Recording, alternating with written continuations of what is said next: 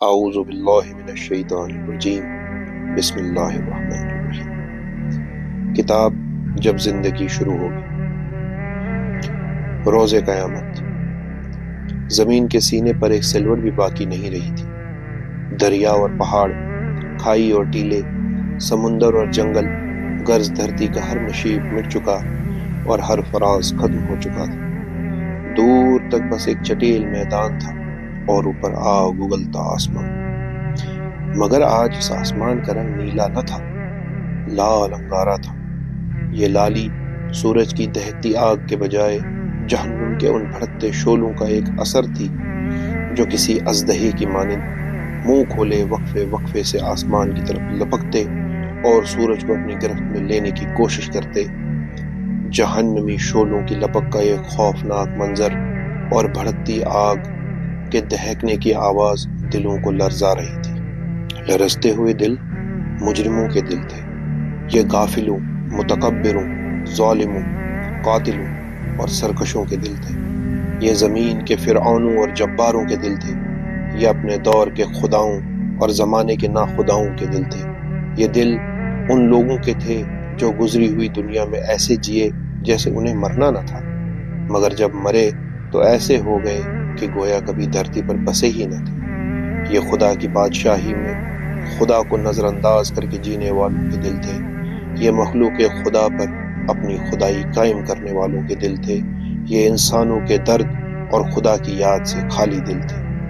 سو آج وہ دن شروع ہو گیا جب ان غافل دلوں کو جہنم کے بڑھتے شعلوں اور ختم نہ ہونے والے عذابوں کی غذا بن جانا ہے۔ وہ عذاب جو اپنی بھوک مٹانے کے لیے پتھروں اور ان پتھر کے دلوں کے منتظر تھے۔ آج ان عذابوں کا یوم العید تھا کہ ان کی ازلی بھوک مٹنے والی تھی۔ ان عذابوں کے خوف سے خدا کے یہ مجرم کسی پناہ کی تلاش میں بھاگتے پھر رہے تھے، مگر اس میدان حشر میں کیسی پناہ اور کون سی عافیت۔ ہر جگہ آفت، مصیبت اور سختی تھی، اور ان پتھر دل مجرموں کے ختم نہ ہونے والی بدبختی تھی۔ خبر نہیں اس حال میں کتنے برس، کتنی صدیاں گزر چکی ہیں۔ یہ حشر کا میدان اور قیامت کا دن ہے۔ نئی زندگی شروع ہو چکی ہے، کبھی نہ ختم ہونے کے لیے۔ میں بھی حشر کے اس میدان میں گمسم کھڑا خالی آنکھوں سے سب کچھ دیکھ رہا ہوں۔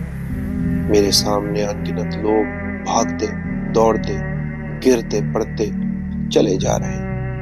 فضا میں شعلوں کے بھڑکنے کی آواز کے ساتھ لوگوں کے چیخنے، چلانے، رونے پیٹنے کی آہ و زاری کی آوازیں گونج رہی ہیں۔ لوگ ایک دوسرے کو برا بھلا کہہ رہے ہیں، گالیاں دے رہے ہیں، لڑ جھگڑ رہے ہیں، الزام تراشی کر رہے ہیں، آپس میں گتھم گتھا ہے۔ کوئی سر پکڑ بیٹھا ہے، کوئی منہ پر خاک ڈال رہا ہے، کوئی چہرہ چھپا رہا ہے، کوئی شرمندگی اٹھا رہا ہے، کوئی پتھروں سے سر ٹکرا رہا ہے، کوئی سینے کو بی کر رہا ہے، کوئی خود کو کوس رہا ہے، کوئی اپنے ماں باپ، بیوی بچوں، دوستوں اور لیڈروں کو اپنی اس تباہی کا ذمہ دار ٹھہرا کر ان پر برس رہا ہے۔